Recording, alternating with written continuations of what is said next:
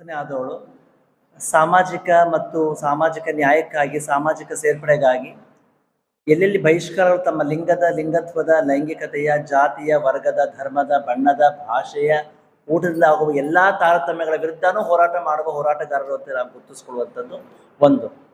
ಒಟ್ಟಾರೆ ಇದು ಲಕ್ಷ್ಮಣ್ ಕನಕೋಟ್ಲ, ಮಾಳವಿಕ ಮತ್ತು ಮಾಯಾವಲ್ಲಿ ಹೇಳಿದಾಗೆ ಗಂಡಾಗುಟ್ಟಿ ಹೆಣ್ಣಾಗಿ ಪರಿವರ್ತನೆ ಆದ ನಾವು ಮತ್ತು ಹೆಣ್ಣಾಗುಟ್ಟಿ ಗಂಡಸಾಗಿ ಪರಿವರ್ತನೆ ಆದ ಒಂದು ಸಮೂಹ ಏನಿದೆಯೋ, ತಮ್ಮ ಲಿಂಗದ ಮತ್ತು ಲಿಂಗತ್ವದ ಆಧಾರ ನಾವು ಈಗ ಎದುರಿಸ್ತಿರುವ ಈ ಸಾಮಾಜಿಕ ಬಹಿಷ್ಕಾರ ಇದೆಯಲ್ಲ, ಅದರ ವಿರುದ್ಧ ಇವತ್ತು ಈ ಪತ್ರಿಕಾಗೋಷ್ಠಿಯನ್ನು ನಾವು ಮಾಡ್ತಾ ಇರುವಂಥದ್ದು. ಅದರಲ್ಲಿ ನಮ್ಮ ನಾನು ಹೇಳ್ತಾ ಇದ್ದೆ, ಮಾತಾಡ್ದೇವಪ್ಪ ಈ ಸಮುದಾಯದ ಬಗ್ಗೆ, ನನಗೆ ಅಂಜಿಕೆ ಆಗುತ್ತಮ್ಮ, ನನಗೆ ಸಮಾಜ ಮತ್ತೆ ಹೆಂಗ್ ಒಪ್ಪುತ್ತೆ, ನನಗೆ ಭಯ ಆಗುತ್ತೆ. ಸೊ ಇಂಥ ವಾತಾವರಣ ನಮ್ಮ ಇಡೀ ಸಮುದಾಯ ಬದುಕ್ತಾ ಇದ್ದೇವೆ. ಹಾಗಿದ್ದ ಇದಕ್ಕೆ ಜವಾಬ್ದಾರರು ಯಾರು, ಇದಕ್ಕೆ ಕಾರಣಕರ್ತರು ಯಾರು ಅನ್ನೋ ಯಕ್ಷ ಪ್ರಶ್ನೆಯನ್ನ ಹಾಕುವಂತೆ ಸಮಾಜದ ಮುಂದೆ. ಎರಡನೇ ವಿಚಾರ, ಸಾಮಾಜಿಕವಾಗಿ, ಆರ್ಥಿಕವಾಗಿ, ಶೈಕ್ಷಣಿಕವಾಗಿ, ಸಾಂಪ್ರದಾಯಿಕವಾಗಿ, ಸಾಂಸ್ಕೃತಿಕವಾಗಿ, ಕಾನೂನಾತ್ಮಕವಾಗಿ ಎಲ್ಲಾ ರಂಗಗಳಲ್ಲೂ ನಾವು ಸಂಪೂರ್ಣವಾಗಿ ಹಿಂದೆ ಇರುವ ಒಂದು ಸಮುದಾಯ. ಅಲ್ಲಿ ಸಾಮಾಜಿಕ ಬಹಿಷ್ಕಾರ ಅದು ಕಟ್ಟಿಡ ಬುದ್ಧಿ ಆಗಿದೆ. ಆರ್ಥಿಕವಾಗಿ ಸಬಲೀಕರಣ ಅಲ್ಲದೇ ಇರುವ ಸಮುದಾಯ ಆಗಿರ್ಬೇಕಾದ್ರೆ ಎಲ್ಲಿ ಈ ಸಮುದಾಯಕ್ಕೆ ಒಂದು ನ್ಯಾಯಸಮ್ಮತವಾದ ಹೋರಾಟ ಮಾಡಿ ಸಾಧ್ಯ ಆಗುತ್ತೆ. ಕರ್ನಾಟಕದ ಸರ್ಕಾರದಲ್ಲಿ ಸರ್ವ ಜನಾಂಗದ ಶಾಂತಿಯ ತೋಟ ಅಂತ ಏನು ಇವತ್ತು ಆ ಒಂದು ಅಡಿಯಲ್ಲಿ ಬಂದಿರುವ ಸರ್ಕಾರ ನಾವು ನೋಡ್ತಾ ಇದ್ದೇವೆ. ಅದು ಒಂದು ಕಡೆ, ಅದು ನಿಜವಾಗ್ಲೂ ಫಲಶ್ರುತಿ ಆಗ್ತಾ ಇದೆಯಾ ಅನ್ನೋದು ಒಂದು ಪ್ರಶ್ನೆ ಮಾಡುವಂಥದ್ದು. ಯಾದಗಿರಿ ಜಿಲ್ಲೆಯಲ್ಲಿ ಇರುವಂತಹ ಈ ಜಿಲ್ಲಾಡಳಿತ ಮತ್ತು ಯಾದಗಿರಿಯ ಸಂಪೂರ್ಣ ಸರ್ಕಾರ ಇಡೀ ಸಮುದಾಯದ ಪರವಾಗಿ ನಿಂತ್ಕೊಂಡು ಕೆಲಸ ಮಾಡ್ತಾ ಇದ್ರು. ಆ ಸಮಾಜ ಇದೆ ಗೊತ್ತಿರುತ್ತಾ, ನಮ್ಮ ಮಾಯ ಆ ಲೆಟರ್ನ ಓದ್ತಾ ಇದ್ರು. ಅದು ನಾವು ಓದಿದಾಗ ತುಂಬಾ ನೋವಾಗುತ್ತೆ.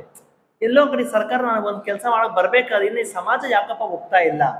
ಅದಕ್ಕೆ ಬಸವಣ್ಣನವರ ಅನುಭವ ಮಂಟಪದಲ್ಲಿ ಸೂಳೆ ಸಂಕವನಿಂದ ಹಿಡಿದು ನಮ್ಮ ಇದು ಅಕ್ಕ ಮಹಾದೇವಿಯಿಂದ ಹಿಡಿದು ಎಷ್ಟೋ ಸಮುದಾಯಗಳಿಗೆ ಯಾಕೆ ಧ್ವನಿ ಇರಲಿಲ್ವೋ ಅಂತ ಸಮುದಾಯಕ್ಕೆ ಆ ತಾಣವನ್ನ ಮಾಡಿಕೊಟ್ಟ ನಮ್ಮ ಈ ಅಂತಿನ ಬಸವಣ್ಣ ಯಾರಿದ್ರು, ಅದೇ 12ನೇ ನಾವು ವಾಪಸ್ ಉಲ್ಟಾ ಮಾಡಿದಾಗ 21ನೇ ಶತಮಾನ ಏನಾಗ್ತಾ ಇದೆಯೋ, ಇವತ್ತು ಇಲ್ಲೂ ಕೂಡ ಎಷ್ಟು ಸಾಮಾಜಿಕ ಬಹಿಷ್ಕಾರ ಎದ್ದು ಕಾಣ್ತಿರೋದಕ್ಕೆ ಈ ಇಡೀ ಸಮಾಜ ತಲೆ ತಗ್ಗಿಸ್ಬೇಕು ಅನ್ನೋದನ್ನ ಹೇಳ್ತಾ ಇದ್ದೀನಿ. ನನಗೆ 3-4 ವಿಷಯ ಮಾತ್ರ ತುಂಬಾ ಗಂಭೀರ ಅನಿಸಿದೆ, ನಾನು ನಿಮ್ಮ ಮುಂದೆ ಆಗ್ತಾ ಇದ್ದೀನಿ. ಒಂದು, 2026ನೇ ಇಸ್ವಿನಲ್ಲಿ ನಾವು 25-30 ವರ್ಷ ಹೋರಾಟ ಮಾಡಿದ ಫಲವಾಗಿ 2014ನೇ ಇಸ್ವಿಯ ಸುಪ್ರೀಂ ಕೋರ್ಟ್ನ ಬಹುದೊಡ್ಡ ತೀರ್ಮಾನ, ಲಿಂಗತ್ವ ಅಲ್ಪಸಂಖ್ಯಾತರು ಸಂವಿಧಾನದ ಮುಂದೆ ಸಮಾನ ಪ್ರಜೆಗಳು ಅಂತ ಏನು ಘೋಷಣೆ ಮಾಡಿತ್ತು, ಅದು ನಮಗೆ ತುಂಬಾ ಚೆನ್ನಾಗಿರೋ ಜಡ್ಜ್ಮೆಂಟ್. ಅದರ ಅನುಗುಣವಾಗಿ ಬಂದಂತಹ ಸಂಸತ್ತಿನ ಮೂಲಕ ಒಂದು ಕಾಯ್ದೆಗಳು ಕೂಡ ಇದು ಪಾಸ್ ಆಗಿರುವಂತದ್ದು, ಅದು ಒಂದ್ ಕಡೆ. ಆದ್ರೆ ಮ್ಯಾಜಿಸ್ಟ್ರೇಟ್ ಮುಂದೆ ಹೋಗಿ ನೀವು ನಗ್ನವಾಗಿ ಮಾಡಿ ಆ ಮ್ಯಾಜಿಸ್ಟ್ರೇಟ್ ನಿಮ್ಮ ಲಿಂಗತ್ವವನ್ನ ತೀರ್ಮಾನ ಮಾಡ್ತಾರೆ ಅನ್ನೋದು ಅದು ಎಲ್ಲೋ ಒಂದ್ ಕಡೆ ನನ್ನ ವೈಯಕ್ತಿಕ ವಿಚಾರಕ್ಕೆ ಧಕ್ಕೆ ಹಾಕಿರುವಂತದ್ದು. ಎರಡನೇದಾಗಿ, ಮತ್ತೆ ನಾವು ವೈದ್ಯಕೀಯ ಮಂಡಳಿಯಲ್ಲಿ ನಾವು ರಚನೆ ಮಾಡ್ತೀವಿ. ನನ್ನ ಪ್ರಶ್ನೆ ಇಷ್ಟೇ, ನಿಮ್ಗೆಲ್ರೂ ಕೂಡ ಆ ಥರ ಒಂದು ಮೆಡಿಕಲ್ ಎಕ್ಸಾಮಿನೇಷನ್ ಆಗಿತ್ತಾ ಅಂತ. ತುಂಬಾ ಜನಕ್ಕೆ ಅದು ಆಗಿಲ್ಲ. ಮತ್ತು ಅದು ಆಗಿಲ್ಲ ಅಂದಾಗ ನಮ್ಮ ಸಮುದಾಯಕ್ಕೆ ಯಾಕೆ ಬೇಕು ಅನ್ನೋದು ಆ ಯಕ್ಷವಾದ ಪ್ರಶ್ನೆ ಕಾಡ್ತಾ ಇದೆ. ಇದರ ಬೆನ್ನಲ್ಲಿ 2026ನೇ ಇಸ್ವಿಯಲ್ಲಿ ಮಾರ್ಚ್ 24ನೇ ತಾರೀಕು ಸಂಸತ್ತಿನ ಲೋಕಸಭೆಯಲ್ಲಿ ಮಂಡನೆ ಆಗ್ತದೆ ನಮ್ಮ ವಿರುದ್ಧವಾಗಿ ಒಂದು ಕಾಯ್ದೆ. ಅದೇ ಮಾರ್ಚ್ 2026-25ನೇ ತಾರೀಕು ರಾಜ್ಯಸಭೆಯಲ್ಲಿ ಮಂಡನೆ ಆಗ್ತದೆ, ಅಲ್ಲೂ ಕೂಡ ಪಾಸ್ ಆಗ್ತದೆ. 30ನೇ ತಾರೀಕು ನಮ್ಮ ಘನತೆವೆತ್ತ ರಾಷ್ಟ್ರಪತಿಗಳು ಅದಕ್ಕೆ ಅಂಕಿತ ಆಗ್ತಾರೆ. ಸೊ ಅದು ಎಲ್ಲೋ ಒಂದ್ ಕಡೆ ಇಡೀ ಸಮೂಹ ಹೋರಾಟ ಮಾಡಿದ್ದು ಕ್ರಿಮಿನಲ್ಸ್ ಇಂದ ಡಿಕ್ರಿಮಿನಲ್ಸ್ ಮಾಡಿ, ರೀಕ್ರಿಮಿನಲ್ಸ್ ಮಾಡಿ, ಮತ್ತೆ ನೋಮೋ ಕ್ರಿಮಿನಲ್ಸ್ ಮಾಡಿ, ಮತ್ತೆ ನಮ್ಮನ್ನ ಅಪರಾಧೀಕರಣ ಮಾಡುವ ಈ ಸಮುದಾಯವನ್ನು, ಈ ವ್ಯವಸ್ಥೆಗೆ ನಾವು ಧಿಕ್ಕಾರವನ್ನು ಹಾಕಿ ವಾಪಸ್ ಪ್ರಶ್ನೆಯನ್ನ ಕೇಳಬೇಕಾಗಿದೆ. ನಮ್ಮನ್ನ ತೀರ್ಮಾನ ಮಾಡ್ಲಿಕ್ಕೆ ನೀವ್ ಯಾರು? ಸೊ ಈ ನಮ್ಮನ್ನ ತೀರ್ಮಾನ ಮಾಡ್ಲಿಕ್ಕೆ ನೀವ್ ಯಾರು ಅನ್ನುವಂಥ ಘೋಷವಾಕ್ಯ ಎಲ್ಲ ಕಡೆ ಬರಬೇಕು. ಅದಕ್ಕೆ ನಾವು ಒಂದು ಆಂದೋಲನ ಕೂಡ ಶುರು ಮಾಡಿದ್ದೀವಿ. ಭಯ ಬಿಡಿ, ಪ್ರೀತಿ ಮಾಡಿ. ಲೈಂಗಿಕ ಅಲ್ಪಸಂಖ್ಯಾತರ ಬಗ್ಗೆ ಭಯ ಬಿಡಿ, ಪ್ರೀತಿ ಮಾಡಿ ಅಂತ ಆಂದೋಲನ ಶುರು ಮಾಡಿರುವಂತದ್ದು.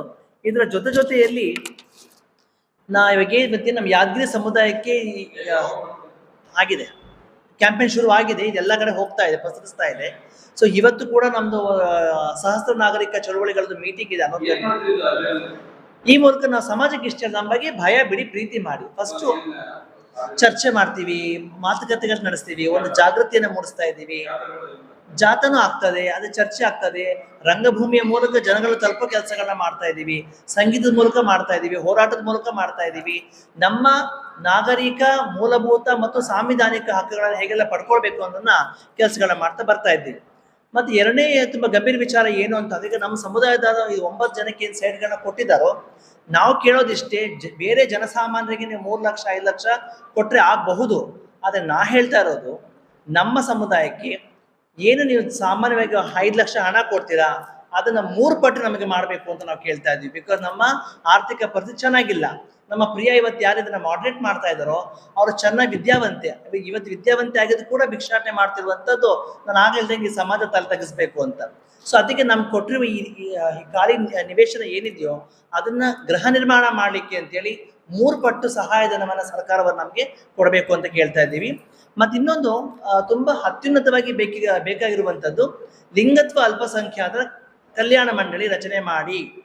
ಈ ಕಲ್ಯಾಣ ಮಂಡಳಿಯಲ್ಲಿ ನಮ್ಮ ಸಮುದಾಯದವರೇ ಅಧ್ಯಕ್ಷರಾಗಿರ್ಬೇಕು, ನಮ್ಮ ಸಮುದಾಯದವರೇ ಸದಸ್ಯರಾಗಿರ್ಬೇಕು.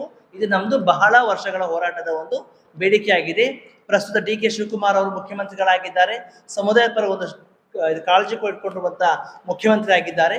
ಅವ್ರು ಇದನ್ನ ಮಾಡಲೇಬೇಕು ಅಂತ ನಾವು ಈ ಮೂಲಕ ಕೇಳ್ತಾ ಇರುವಂತದ್ದು. ಇನ್ನು ಕೊನೆ 2 ವಿಷಯ ಏನು ಅಂತಂದ್ರೆ, ಪ್ರಸ್ತುತ 33% ಮಹಿಳಾ ಮೀಸಲಾತಿ ವಿಧೇಯಕ ಏನು 2023ರಲ್ಲಿ ಇದು ಸಂಸತ್ತಲ್ಲಿ ಚರ್ಚೆ ಆಗಿದೆ, ಬಿಲ್ ಪಾಸ್ ಆಗಿದೆಯೋ ಅದರಲ್ಲಿ 33 ಮಹಿಳಾ ಶೇಕಡ ಮೀಸಲಾತಿಯಲ್ಲಿ ಲಿಂಗತ್ವ ಅಲ್ಪಸಂಖ್ಯಾತ ಮಹಿಳೆಯರನ್ನು ಕೂಡ ಸೇರಿಸಬೇಕು ಅನ್ನೋದು ನಮ್ದು ತುಂಬಾ ದೊಡ್ಡ ಬೇಡಿಕೆಯಾಗಿದೆ. ಹಾಗಾಗಿ ನಾವಿಲ್ಲದ ಆ ಒಂದು ಪ್ರಾಸೆಸ್ ಇಲ್ಲ, ಆ ಪ್ರಾಸೆಸ್ಸಿನ ಮೂಲಕ ನಮ್ಮನ್ನ ಸೇರಿಸಿ ನಮ್ಮಲ್ಲಿ ರಾಜಕೀಯ ಪ್ರಾತಿನಿಧ್ಯತೆ ನಮ್ಮ ಸಮುದಾಯಗಳನ್ನ ಮಾಡಲೇಬೇಕಾಗ್ತದೆ ಅಂತ.